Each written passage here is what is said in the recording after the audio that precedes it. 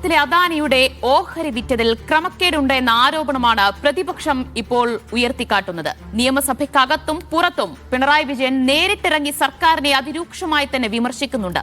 എന്നാൽ UDF സർക്കാർ ഇതിൽ എന്ത് തെറ്റ് ചെയ്തു എന്ന ചോദ്യമുയർത്തിയാണ് പ്രതിപക്ഷത്തെ ഇപ്പോൾ നേരിടുന്നത്. മുഖ്യമന്ത്രി VD സതീശൻ അക്കാര്യം ഇന്ന് പറയുകയും ചെയ്തിരിക്കുന്നു. അതിന് പരിചയായി VD സതീശൻ മുന്നിൽ നിർത്തിയത് CPM മുഖപത്രമായ ദേശാഭിമാനിയാണ്. ജൂൺ 5 ഒരു വാർത്ത, MSC കമ്പനിക്ക് ഓഹരി വാങ്ങാൻ ആലോചിക്കുന്നു എന്നത്. എന്നാൽ മുഖ്യമന്ത്രിയുടെ വാദങ്ങൾ CPM തള്ളിക്കളയുന്നുണ്ട്. ജൂൺ 1 എക്കണോമിക് ടൈംസും ജൂൺ 3 മാതൃഭൂമിയും ഈ വാർത്ത പ്രസിദ്ധീകരിച്ചതിന്റെ രേഖകളും CPM പുറത്തുവിട്ടിട്ടുണ്ട്. അതേസമയം ദേശാഭിമാനിയിൽ ഈ വാർത്ത വരാൻ പാടില്ലായിരുന്നുവെന്നാണ് CPM സംസ്ഥാന സെക്രട്ടറി MV ഗോവിന്ദൻ ഇന്ന് മാധ്യമങ്ങൾക്ക് മുൻപാകെ പ്രതികരിച്ചിരിക്കുന്നത്. വിഴിഞ്ഞത്തിൽ സതീശനാണോ ശരി, LDF സർക്കാരാണോ ശരി എന്ന് നോക്കാം. പ്രമോദ് സർ, എങ്ങനെയാണ് ഈ രണ്ട് പ്രതികരണങ്ങളും കാണുമ്പോൾ, സതീശന്റെ ആയാലും MV ഗോവിന്ദന്റെ ആയാലും, ആര് പറയുന്നതിലാണ് ഒരു വസ്തുത? അല്ല, ഇതിൽ നോക്കേണ്ടത് ഇപ്പോൾ വിഴിഞ്ഞത്തെ ഈ ഓഹരി കൈമാറ്റം എന്ന് പറയുന്നത് സത്യത്തിൽ അതൊരു കേരളത്തിന്റെ ഒരു നേട്ടമായി കാണണോ അതോ അതൊരു വെറും ഓഹരി കൈമാറ്റമായി കാണണോ എന്ന കാര്യത്തിലുള്ള ഒരു നിലപാടിന്റെ പ്രശ്നമാണ് ബേസിക്കായിട്ട് ഈ LDFും UDFും തമ്മിലുള്ളത് എന്നാണ് എനിക്ക് തോന്നുന്നത്. ഒന്നാമതായിട്ട് LDFിന്റെ കാലത്ത് ഇത് ആരംഭിച്ചു, അതിനുള്ള നീക്കങ്ങൾ നടന്നു, അത് വിജയത്തിലെത്തുകയാണ് എന്ന പ്രതീതി ആദ്യം സൃഷ്ടിക്കാൻ ഈ വാർത്ത വന്ന സമയത്ത് ദേശാഭിമാനി ശ്രമിച്ചിരുന്നു. ദേശാഭിമാനി എന്ന് പറഞ്ഞു കഴിഞ്ഞാൽ വാർത്ത വരുന്നത് കേവലം ഒരു എന്താ പറയാ, അവിടെ ഇരിക്കുന്ന ഏതെങ്കിലും ജേർണലിസ്റ്റിന് മനസ്സിൽ തോന്നിയ കാര്യം എഴുതി വിടുക എന്നുള്ളതല്ല.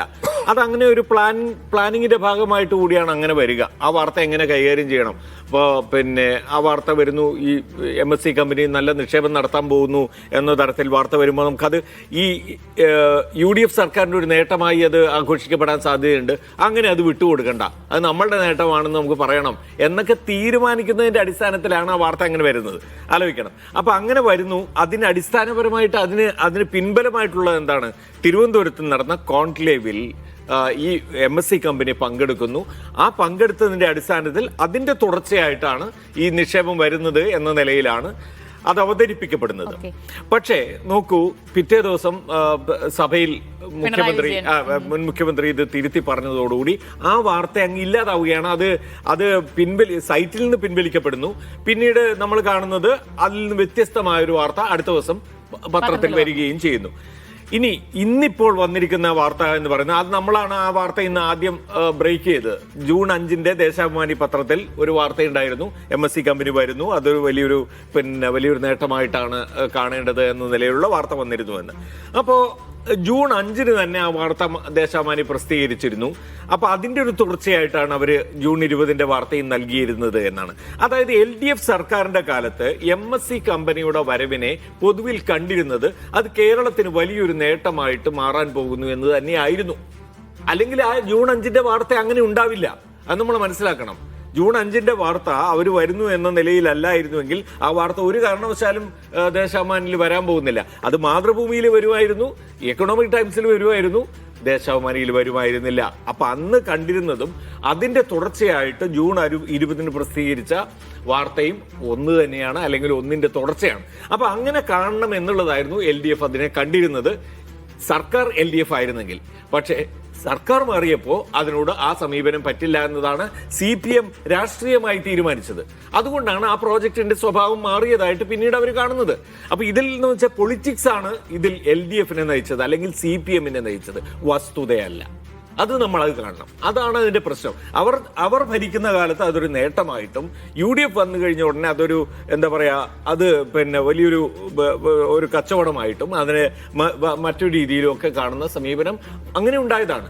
അതിൽ സതീശൻ പറയുന്നതിനകത്ത് ന്യായമുണ്ട്, തീർച്ചയായിട്ടും ന്യായമുണ്ട്. ആ കാലത്ത് തന്നെ തുടങ്ങിയത് മാത്രമല്ല, ഈ സർക്കാർ വന്നതിന് ശേഷം എന്താണ് ആ കാര്യത്തിൽ ഉണ്ടായിട്ടുള്ളൊരു നീക്കം?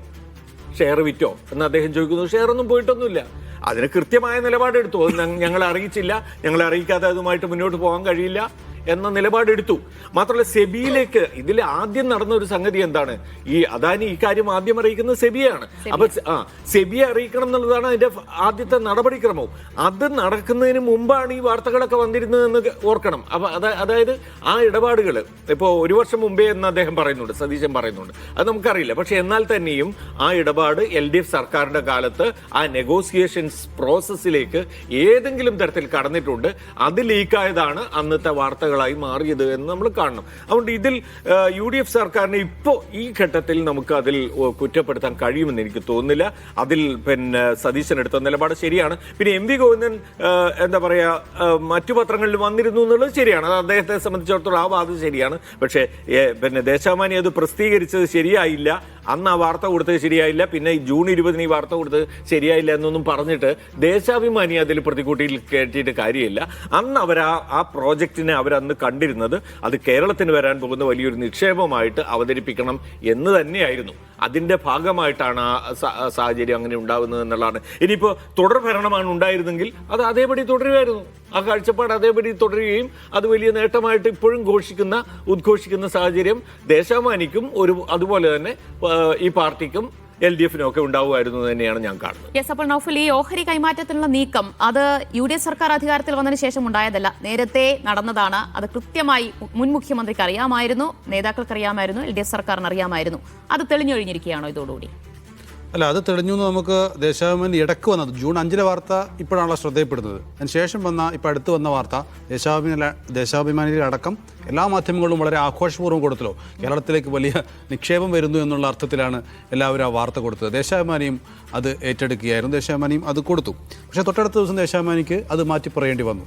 അപ്പോൾ സ്വാഭാവികമായും ഇതൊരു മനസ്സിലാക്കലിൻ്റെ പ്രശ്നമാണോ, അതോ ഇത് വെച്ച് ഇനി പ്രതിപക്ഷത്തെ ആക്രമിക്കാം എന്നൊരു തീരുമാനത്തിൻ്റെ ഭാഗമായാണോ മാറ്റം വന്നത് എന്നുള്ളതാണ്. ഇപ്പം സാറ് സൂചിപ്പിച്ചതിൻ്റെ അവസാന ഭാഗത്ത് സൂചിപ്പിച്ച കാര്യമുണ്ടല്ലോ, ഇതിപ്പം തുടർ ഭരണമാണ് ഇവിടെ വന്നിരുന്നത് എങ്കിൽ ഇതേ ദേശാഭിമാനിയെ പ്രകീർത്തിച്ചുകൊണ്ട് ഇന്ന് MV ഗോവിന്ദൻ വാർത്താസമ്മേളനത്തിൽ സംസാരിക്കുമായിരുന്നു.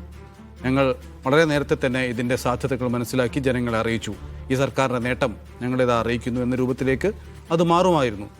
ഇവിടെ യഥാർത്ഥത്തിൽ സംഭവിക്കുന്നത് എന്താ, ഒരു അദാനി പോർട്സ് ലിമിറ്റഡാണ് ഈ ഓഹരി കൈവശം വെച്ചിരിക്കുന്നത്. അവർ എന്ത് ചെയ്യുന്നു, അവർക്ക് 30 വർഷം കഴിഞ്ഞാൽ ഇതിൻ്റെ ഉടമസ്ഥാവകാശം സംസ്ഥാന സർക്കാരിലേക്ക് എത്തും. അങ്ങനെയാണല്ലോ ഉമ്മൻചാണ്ടി ഒപ്പിട്ട കരാറിൽ അങ്ങനെയാണല്ലോ പറയുന്നത്. അപ്പോൾ ഈ 30 വർഷത്തിനുള്ളിൽ പരമാവധി ലാഭം ഉണ്ടാക്കുക എന്നുള്ളതാണ് അദാനിയുടെ ലക്ഷ്യം. അദാനി എന്ന് പറയുന്ന വ്യവസായ പ്രമുഖന് അതല്ലാതെ വേറൊരു ലക്ഷ്യം ഉണ്ടാവില്ല. അപ്പോൾ അദ്ദേഹം ചെയ്യുന്നത് എന്താണ്, അതിൽ പരമാവധി ലാഭം ഉണ്ടാക്കാനുള്ള മാർഗം എന്നുള്ള നിലക്കാണ് ഈ തരത്തിൽ പോകുന്നത്. അതുകൊണ്ട് സംസ്ഥാന സർക്കാരിന് പ്രത്യേകിച്ച് നഷ്ടമൊന്നും സംഭവിക്കുന്നില്ലല്ലോ എന്നുള്ള ന്യായം അദ്ദേഹത്തിന് പറയാം. പക്ഷേ ഇതിൽ ഏറ്റവും പ്രധാനപ്പെട്ട പ്രശ്നം, ഇത് സർക്കാരിനെ അറിയിക്കണം എന്നുള്ള സംസ്ഥാന സർക്കാരിന് അനുമതി വേണമെന്നുള്ളൊരു ക്ലോസ് ഉണ്ട്. അത് എത്രത്തോളം പാലിക്കപ്പെട്ടു എന്നുള്ളത് മാത്രമേ ഇതിലൊരു വിഷയമുള്ളൂ.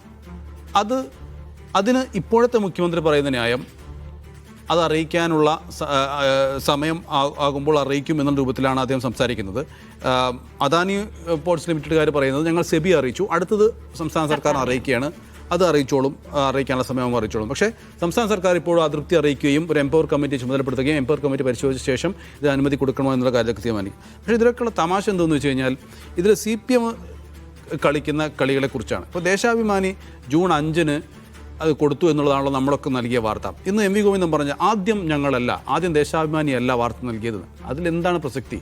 ആദ്യം ദേശാഭിമാനി നൽകിയില്ല എന്നതൊരു പ്രസക്തമായ കാര്യം. ഇപ്പം തോമസ് ഐസക് ഇന്ന് ഈ 3 പത്രങ്ങളുടെയും പേജ് ഷെയർ ചെയ്ത് പറയുന്നുണ്ട്. അതിൽ എക്കണോമിക്സ് ടൈംസിൽ വന്നിട്ടുണ്ട്, ശരിയാണ്. ജൂൺ 1 എക്കണോമിക്സ് ടൈംസിൽ അത് വന്നിട്ടുണ്ട്, ജൂൺ 3 മാതൃഭൂമിയിൽ അത് വന്നിട്ടുണ്ട്, ജൂൺ 5 ദേശാഭിമാനിയിൽ വന്നത്. നേരത്തെ അറിയാമെന്നാണ്, പക്ഷെ അത്ര നേരത്തെ അല്ല എന്ന് മാത്രമേ ഇതിൽ ഉള്ളൂ. പക്ഷേ നേരാണ് പറഞ്ഞത്. പക്ഷേ ഇത് ഒന്നുകൂടി നമ്മൾ ശ്രദ്ധിക്കണം. മാതൃഭൂമിയിൽ എന്ന വാർത്തയിൽ പറയുന്നത് അദാനി കമ്പനിയിൽ MSCക്ക് ഓഹരി പങ്കാളിത്തം പരിഗണനയിൽ എന്നുള്ള വാർത്തയാണ് വന്നത്. പക്ഷേ ദേശാഭിമാനിയിൽ വന്ന വാർത്തയോ വിഴിഞ്ഞത്ത് വരും MSC ടെർമിനൽ എന്നുള്ളതാണ്. ഓഹരി മാത്രമല്ല, അത് MSCയുടെ ടെർമിനലായിട്ട് തന്നെ രൂപം പ്രാപിക്കും എന്നുള്ള കൂടുതൽ ഡീറ്റെയിൽസ് ഉള്ള ഒരു വാർത്തയാണ് ദേശാഭിമാനി കൊടുത്തിരിക്കുന്നത്. അതായത് നേരത്തെ സാറ് സൂചിപ്പിച്ച പോലെ ദേശാഭിമാനിയിലെ ഏതെങ്കിലും ഒരു സബ് എഡിറ്റർക്കോ അല്ലെങ്കിൽ തൊട്ടുമുറുകളിലുള്ള ഒരാൾക്കോ സംഭവിച്ച ഒരു പിഴവേ അല്ല. ഇതുപോലുള്ള സർക്കാരിൻ്റെ ഏറ്റവും പ്രധാനപ്പെട്ട ഒരു പദ്ധതിയെക്കുറിച്ചുള്ളൊരു വാർത്ത CPM അറിയാതെ ദേശാഭിമാനി കൊടുക്കുമെന്ന് വിശ്വസിക്കുന്നവർ മൂഢന്മാരാണ്. അപ്പോൾ എന്തായാലും ഇത് സർക്കാരിൻ്റെ നേട്ടമായി, അതായത് പുതിയ സർക്കാർ വന്നെങ്കിലും പഴയ സർക്കാരിൻ്റെ നേട്ടമായി വീണ്ടും വീണ്ടും അവതരിപ്പിക്കുകയും അതിനുള്ള ആ ഒരു ലക്ഷ്യത്തോടു കൂടി തന്നെയാണ് ഈ വാർത്ത നൽകിയിട്ടുള്ളത്. പക്ഷേ പിന്നീടാണ് ഇതിൽ എന്തോ പ്രശ്നമുണ്ടല്ലോ, അല്ലെങ്കിൽ ഇത് പ്രതിപക്ഷത്തെ ആക്രമിക്കാനുള്ള ഒരു ആയുധമാക്കാമല്ലോ എന്ന് CPM തിരിച്ചറിയുകയും അത്തരത്തിൽ ഇത് കളി മാറ്റുകയും ചെയ്തതെന്നാണ് ഞാൻ മനസ്സിലാക്കുന്നത്. ഇന്നും ഇപ്പോഴും ഇപ്പം തോമസ് ഐസക്കാണല്ലോ കുറച്ചുകൂടി ഇതിൽ വിശദമായി പ്രതികരിച്ചുകൊണ്ടിരിക്കുന്നത്. തോമസ് ഐസക്കിൻ്റെ ഇന്നത്തെ പോസ്റ്റിലും പറയുന്ന ഒരു പ്രധാനപ്പെട്ട കാര്യം, VD സതീശൻ മംഗലാപുരത്തേക്ക് യാത്ര നടത്തിയത് എന്താണെന്നുള്ള ചോദ്യത്തിന് ഇതുവരെ ഉത്തരം പറയുന്നില്ലല്ലോ. ഈ ഒരൊറ്റ പോയിന്റിൽ പിടിച്ചുകൊണ്ട് മാത്രമാണ് സംസാരിക്കുന്നത്. മറ്റ് പോയിന്റുകളൊക്കെ വളരെ ദുർബലമായി പോവുകയാണ്. ഈ ഓഹരിയുടെ കാര്യത്തിലായാലും അത് സെബിയെയാണോ അറിയിക്കേണ്ടത്, സർക്കാരിനെ അറിയിക്കേണ്ടത് തുടങ്ങിയ അത്തരം പോയിന്റുകൾക്കൊന്നും ഒരു ബലമില്ലാതിരിക്കുകയും ഈ ഒരു പോയിന്റിനെ കുറിച്ച് മാത്രം വീണ്ടും ഇന്നിപ്പോൾ MP ഗോവിന്ദനും ഈ വിഷയം പെട്ടെന്ന് അവസാനിപ്പിച്ചിട്ട് നേരെ മംഗലാപുര യാത്രയിലേക്ക് പോവുകയാണ്. ഇത് നേരത്തെ തുടങ്ങിയ പദ്ധതി ആയിരുന്നു എങ്കിൽ പിന്നെ മംഗലാപുര യാത്രക്കാരൊന്നുമില്ല. അത് നേരത്തെ അന്ന് ദേശാഭിമാനിൽ വന്നു. പിന്നെ മംഗലാപുരത്ത് യാത്ര പോയത് വേറെ എന്തെങ്കിലും ആയിരിക്കുമോ, അത് അവർ നോക്കട്ടെ. പക്ഷേ ഇത് ഈ മംഗലാപുര യാത്രയുടെ പേരും പറഞ്ഞ് ഈ അദാനിയുടെ ഓഹരി കൈമാറ്റത്തെ കുറ്റപ്പെടുത്തുന്നതിലോ അല്ലെങ്കിൽ അതിനെ UDF-നെതിരെയുള്ള ഒരു ആയുധമാക്കി മാറ്റുന്നതിലും പ്രത്യേകിച്ച് കാര്യമൊന്നുമില്ല. യെസ്, അപ്പോൾ സാജു, ഈ വിഴിഞ്ഞം ഓഹരി കൈമാറ്റം സർക്കാരിനെതിരായ ആയുധമാക്കുന്നതിൽ പാളിച്ച സംഭവിച്ചു പോയോ CPM-ന്? ഞാൻ അതിലേക്ക് വരുന്നതിന് മുമ്പ് ഇന്നത്തെ ദിവസത്തെ കേരള മാധ്യമ ചരിത്രത്തിലെ ഒരു അടയാളപ്പെടുത്തേണ്ട ദിവസമാണ് എന്നാണ് ഞാൻ കരുതുന്നത്.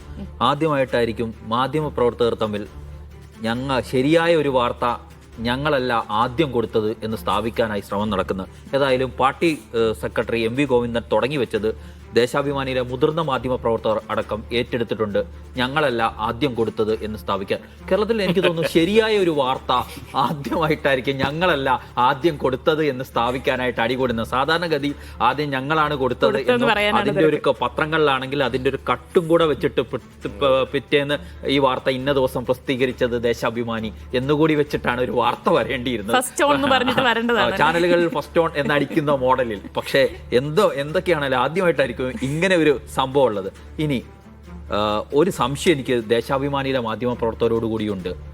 ഞങ്ങളൊരു വാർത്ത ആദ്യമേ അറിഞ്ഞു, അത് കേരളത്തിന് മുന്നറിയിപ്പ് നൽകാനായി കൊടുത്തതാണ് എന്ന വാദമെങ്കിലും ഉന്നയിക്കാമായിരുന്നു നിങ്ങൾക്ക്.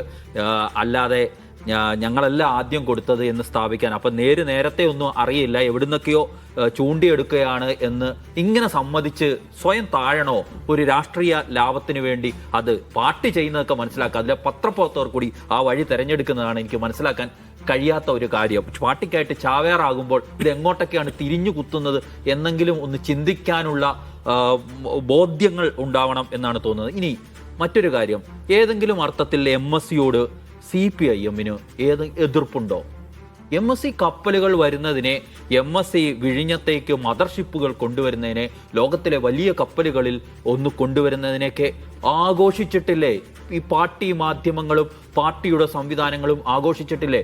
അതെല്ലാം കഴിഞ്ഞ ഇടതുപക്ഷ സർക്കാരിന്റെ നേട്ടമാണ് എന്ന് ജനങ്ങളെ വിശ്വസിപ്പിക്കാൻ ശ്രമിച്ചവരല്ലേ ഇവരെല്ലാവരും? അപ്പൊ എന്നാണ് MSC ഇവർക്ക് ശത്രുവായി മാറിയത്? ഇനി ഇപ്പോൾ നടത്തുന്ന ബഹളങ്ങൾക്കപ്പുറം ഒരു ശത്രുവുമില്ല. എല്ലാവരും ഒന്ന് ഓർത്താൽ നല്ലത്, മുമ്പ് AKG സെന്ററിൽ നിന്ന് ഇറങ്ങി വരുന്ന അദാനിയുടെ പടം എല്ലാവരുടെയും കയ്യിലുണ്ടാവുമല്ലോ, എല്ലാവരുടെയും ഓർമ്മകളിലുണ്ടാവുമല്ലോ. ഈ തലമുറയുടെ ഒന്നും ഓർമ്മയൊന്നും മറന്നുപോയിട്ടുണ്ടല്ലോ. അതുകൊണ്ട് ഈ പറയുന്ന പോലെ അദാനിയോടും ഒരു എതിർപ്പുമില്ല.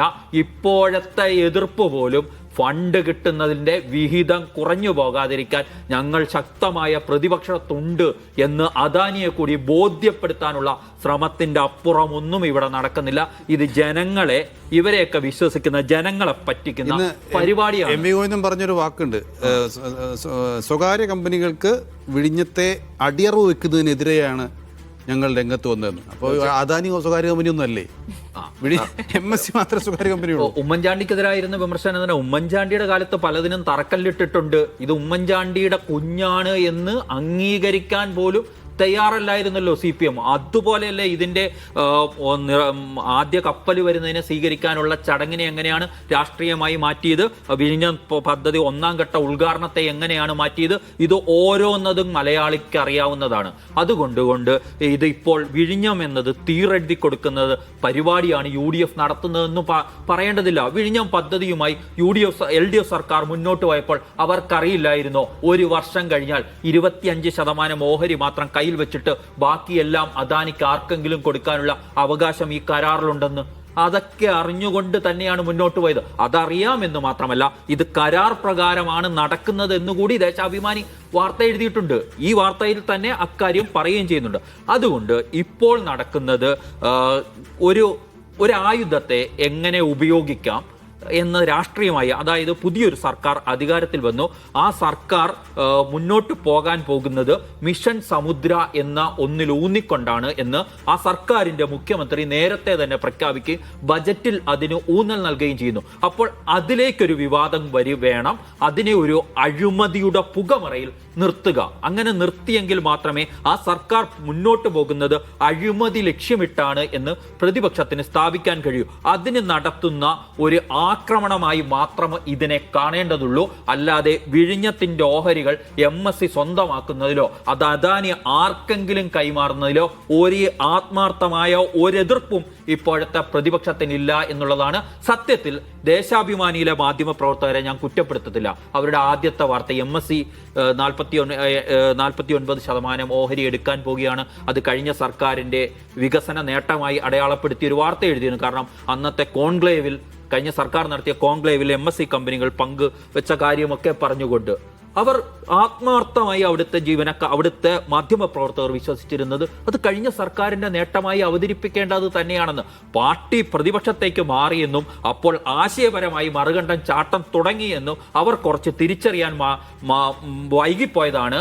ആ വാർത്ത ജൂൺ 30 ശേഷമുള്ള വാർത്ത വന്നതിന്റെ ആ വാർത്ത വന്നതിന്റെ അന്നത്തെ ദിവസം രാവിലെ പ്രതിപക്ഷ നേതാവ് പിണറായി വിജയൻ നിയമസഭയിൽ തിരിഞ്ഞുകുത്തുമ്പോൾ മാത്രമാണ് ഞങ്ങൾ ഇവിടെയല്ല ഇപ്പോൾ നിൽക്കുന്നതെന്ന കാര്യം അവർ ഓർത്തത് എന്നത് മാത്രമേ ഉള്ളൂ. അല്ലാതെ നമ്മളിങ്ങനെ ദേശാഭിമാനിയിലെ മാധ്യമപ്രവർത്തകരെയോ അല്ലെങ്കിൽ MV ഗോവിന്ദൻ ചെയ്ത പോലെ അവരെ പഴിചാരി പോകേണ്ടതില്ല. പാർട്ടിയുടെ നിലപാട് മാറിയതാണ്. ആ നിലപാട് മാറ്റം പോലും ഞാൻ പറയുന്നു ഫണ്ടിന്റെ വിഹിതം കുറയാതിരിക്കാനുള്ള മുന്നേ ഉള്ള ഒരേറ് മാത്രമാണ്. ഒരു ചുവട് മുന്നോട്ട് വെക്കുന്നത് പലവിധ ലക്ഷ്യങ്ങളോടുകൂടിയാണ് എന്നുള്ളത്. അല്ലാതെ അദാനിയെ ഇവിടുന്ന് കെട്ടുകെട്ടിക്കാനൊന്നും തീരുമാനിക്കുകയോ അല്ലെങ്കിൽ അദാനിയുടേത് മറ്റേ കോർപ്പറേറ്റ് പണമായതിന്റെ എതിർപ്പോ ഒന്നുമല്ല എന്നുള്ളതാണ് വസ്തുത. ഇതില് ദിവ്യ, ഈ സർക്കാർ മാറുമ്പോഴേക്ക് ഈ നിലപാട് മാറുന്നതിനൊക്കെ കേരളത്തിലെ ജനങ്ങൾ പരമപുച്ഛത്തോടെയാണ് കാണുന്നത്. അതിന്റെയൊക്കെ സമയം കഴിഞ്ഞു. അത് ഇതുവരെയും മനസ്സിലായിട്ടില്ലെങ്കിൽ ഇവർ ഈ ഏത് കാലഘട്ടത്തിലാണ് ഇപ്പോഴും രാഷ്ട്രീയം കൊണ്ട് നടക്കുന്നത് അറിയില്ല. അവരുടെ കാലത്ത് തുടങ്ങിയ ഒരു പരിപാടി മുന്നോട്ട് പോകുന്ന സമയത്ത് അതിൽ വേറൊരു തരത്തിലും മാറ്റവും വന്നിട്ടില്ല. അപ്പോഴാണ് അതിനെ സമ്പൂർണ്ണമായി തള്ളി പറഞ്ഞുകൊണ്ട് ഇതുപോലെ സ്വകാര്യ കമ്പനികൾക്ക് തേറെഴുതുകയാണ് എന്ന രീതിയിൽ അവർ തന്നെ ചെയ്ത പരിപാടിയെ അതാണ്. എന്തായാലും പ്രതിപക്ഷത്തായപ്പോൾ ഈ വിഴിഞ്ഞ ഓഹരി കൈമാറ്റത്തിലെ നിലപാട് സംബന്ധിച്ച് എന്ത് സ്വീകരിക്കണമെന്ന് സംബന്ധിച്ച് ഒരു ആശയക്കുഴപ്പം ഉണ്ടായി കാണണം. അതുകൊണ്ടായിരിക്കാം ഈ ഒരു ഭിന്നത ഈ മാധ്യമത്തിൽ, ദേശാഭിമാനി മുഖപത്രത്തിലും അതുപോലെ തന്നെ നേതാക്കളുടെ ഭാഗത്തുള്ള പ്രതികരണത്തിലും ഉണ്ടായിട്ടുള്ളത് എന്നാണ് വ്യക്തമാകുന്നത്. എന്തായാലും ഇനി ഉറ്റുനോക്കുന്നത് എംപവേർഡ് കമ്മിറ്റി ഇതിൽ എന്ത് തീരുമാനം കൈക്കൊള്ളും, എങ്ങനെ മുന്നോട്ട് പോകും എന്നതാണ്.